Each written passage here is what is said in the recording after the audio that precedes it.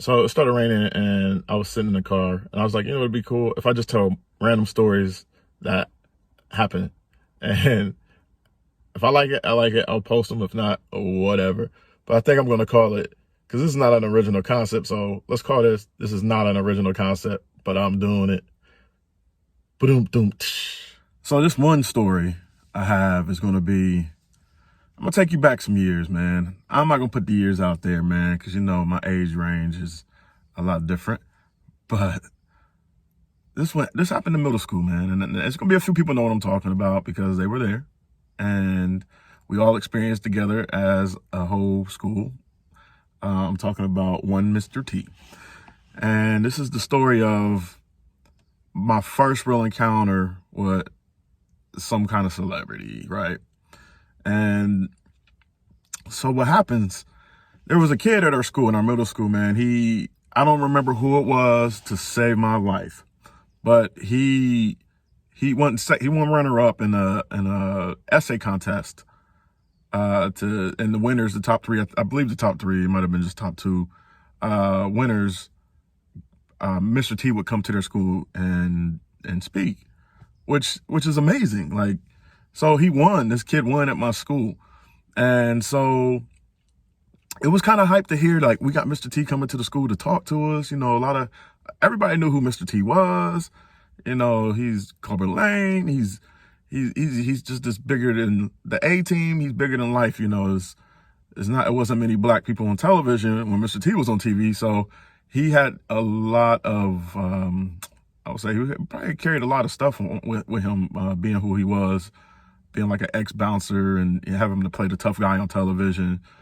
But, he still had a place, I think, growing up as a role model of such, being from a rough neighborhood and living the life that he lived and all the adversity that he'd been through in his lifetime.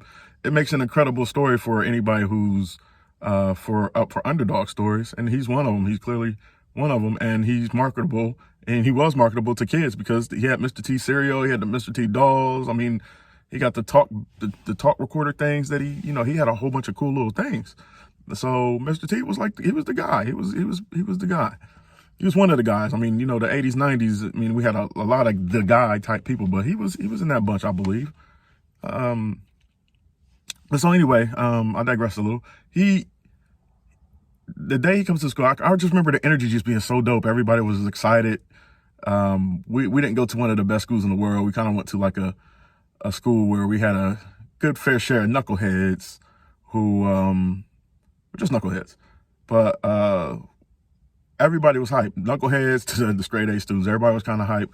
Mr. T going to be here. It's going to be kind of cool to see this guy that we see on TV. It's our first time, I think pretty much everybody's first time, like being around somebody from television to see them in person. So we all fell into the auditorium. Everything's seemingly going great, right? And they bring Mr. T out. And everybody goes crazy, screaming, yelling, cheering anymore. He seems really receptive of it and was happy.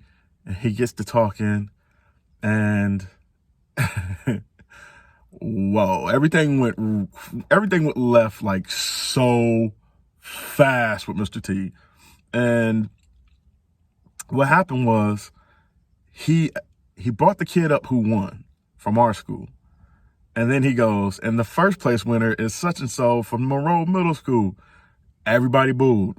Like, at the time, it seemed like, I don't know why you wouldn't boo, but now I'm looking back as an adult, like, yeah, that was rude. So, like, the school booed this little girl who won first place for this contest to have Mr. T come talk, and he was doing, like, positive talkbacks. So we probably should not have booed, and sheesh. So for at least an hour and a half, I don't know how long he talked. It seemed like for 5 days, but it might have been like an hour, maybe 45 minutes, maybe an hour and a half. I can't remember how long that he actually spoke to us, but it was like after the boos happened, cue the boos. I'm hoping my sound effects work. It was like, you boo her, you boo me. And then he goes into this whole tangent of we were just, oh my God, you should have seen us kids. Like, it was so uncomfortable in there. It was like absolutely the most uncomfortable I've ever been in an assembly type environment where you're supposed to go to a school of assembly and sit and participate and be quiet, whatever. It was so uncomfortable because no matter what he talked about, it was just dogging us kids. I mean, he was going in. I mean, we got it's so many quotables from that day. I wish I could find actual footage. I know one of the local news stations at home filmed the whole thing, but I could never find the footage of it. I remember they showed a clip that night on the news when I went home of Mr. T just getting at us, and they were like, oh, they were so excited about it on the news, like, oh, Mr. T gives kids a lesson. Like, screw you, stupid newscasters. But anyway, I digress more. He goes into his, you boo her, you boo me. It's so rude. And I went to the Boy Scouts. He told us these stories, these crazy stories of him coming up and the roughness. And he's like, he was talking about gangs, because, like, you know, gangs were pretty big. Oh, you gangs. And yeah, I was in a gang, Boy Scouts of America. Like, word. I don't know, that may not be as funny to you as it is to me, but man, can you imagine one of the toughest dudes on the planet talking about he was in a gang and it was the Boy Scouts of America? That's just wild to me. So anyway, we carry on. I mean, this whole thing went on for a while, and it was, like I said, it was just awkward. Then he had the audacity to open up for questions from the audience, right? Oh my God. First, I'm missing something really, really quick. Let me back up a little bit. So I need to brush my beard, man. Look at that. Sorry, guys. Oh, it's coming in nice though. Anyway, so it was a moment when he was talking, and a friend of mine, Randall Smith, is it Junior? I'm not sure, but Randy. So I don't know.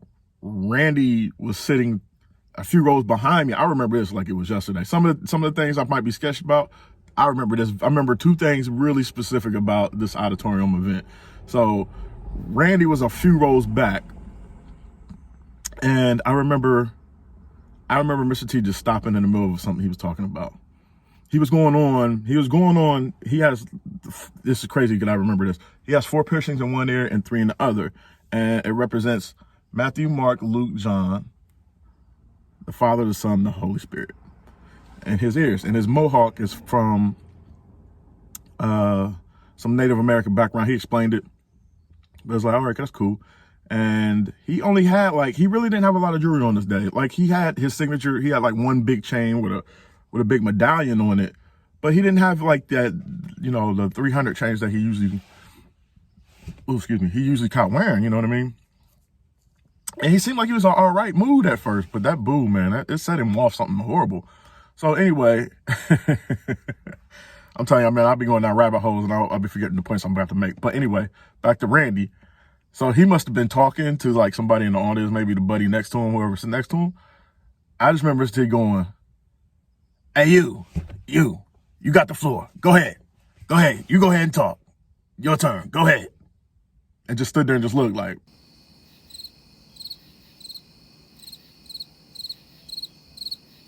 It was so awkward, y'all. Y'all don't understand. And I'm gonna throw my cousin under the bus because she got it too by Mr. T. So people asking questions, everything. I mean, I promise you, it didn't matter what you asked him, man. Whatever you asked Mr. T, it was like mad rude and disrespectful to him. No questions asked.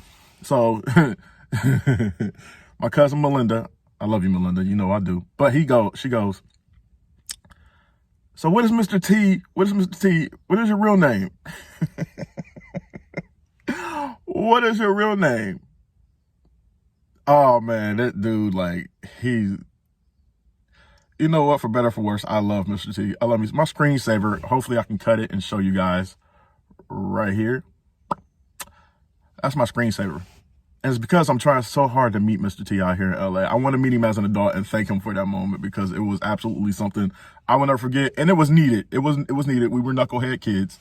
And anyway, he goes, when she asked what his real name was, he goes, that is so rude. Now, that's the part I'm a little sketch on. I don't know what he said exactly, but it was something in the vein of like, "That was so rude. My name is Mr. T." You know, like, bruh, like, dang. Something as simple as asking what your real name is was like hard for him to answer. And, you know, I can't remember. The funny part is I can't remember how he exited. It wasn't anything rude or anything like that, but I just couldn't believe. I remember walking out of that auditorium and it was so quiet. Like, I think everybody was like, I think if the school could have sent us home, I think they would have sent us home after that, because I felt like everybody got a whooping. Everybody got a whooping that day by Mr. T.